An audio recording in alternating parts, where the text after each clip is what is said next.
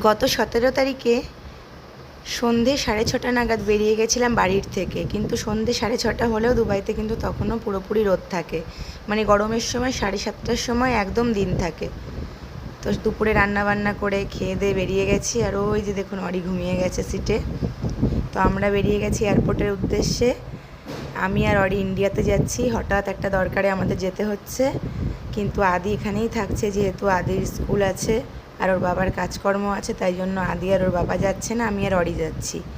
একটু টেনশন হচ্ছে, কারণ অরিকে নিয়ে প্রথম আমি একা একা মানে ট্রাভেল করছি, আর এখনও অনেক ছোট আর অনেক জ্বালায়, তাই একটু টেনশনে ছিলাম আর কি।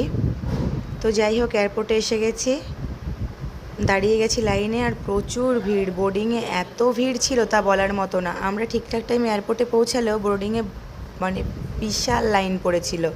তো লাস্টে আমাদের ডেকে নিয়েছিল যে কলকাতার ফ্লাইটের কারা আছো।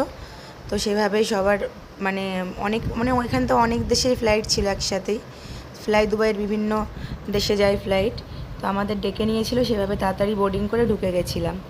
তো একটু তো খারাপ লাগছিল, আদিকে রেখে যাচ্ছি, কিন্তু কিছু করার নেই।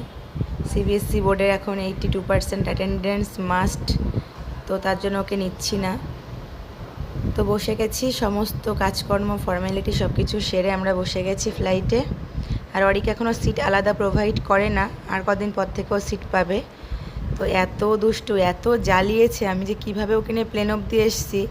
এবার তো আর তখন শুধু ভাবছিলাম যে আমি রাম রাম করে কলকাতা পর্যন্ত পৌঁছাতে পারলে হয়। মানে সারা ফ্লাইটে এত জ্বালিয়েছে বলার মতো না। শুধুমাত্র বেশি হলে 40 থেকে 42 মিনিটও ঘুমিয়েছে, বাকি 4 ঘন্টাও পুরো জেগেই ছিল।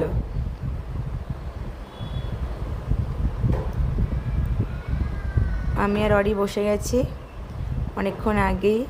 আর এই যে যখন একটু ঘুমিয়েছিল তখন এই ভিডিও ক্লিপটুকু আমি নিয়েছিলাম। একটু সময় ঘুমিয়েছিল, বেশিক্ষণ ঘুমায়নি। আর আমার সামনের সিটে যে বসেছে সে বুঝতে পেরেছে লোক একটা উঠেছে প্লেনে আর কি। তা আমি বারবার করে বলছিলাম সরি, বাচ্চা তো। সে বলছিল না ঠিক আছে, কোনো ব্যাপার না। তো অরিকে নিয়ে আমার প্রথম ফ্লাইটের অভিজ্ঞতা। মানে এর আগে ওকে নিয়ে আমি অনেকবার ফ্লাইটে গেছি, কিন্তু একাকার অভিজ্ঞতা। ওর বাবা থাকে সবসময়, ওর বাবাই ওকে দেখে, টেক কেয়ার করে, সব কিছু করে। তো ওকে নিয়েই প্রথম আমার একার আসা আর কি ইন্ডিয়াতে। তো যাই হোক, প্রচণ্ড জ্বালাতনের মধ্যে দিয়ে অবশেষে কলকাতা আমরা অবতীর্ণ হতে পেরেছিলাম ভালোভাবে, সুরক্ষিতভাবে। তো এখন নামবো। এদিকে বাড়ি থেকে লোক এসে গেছে। তো সবাই ভালো থেকো, দেখা হবে পরবর্তী কোনো ভিডিওতে।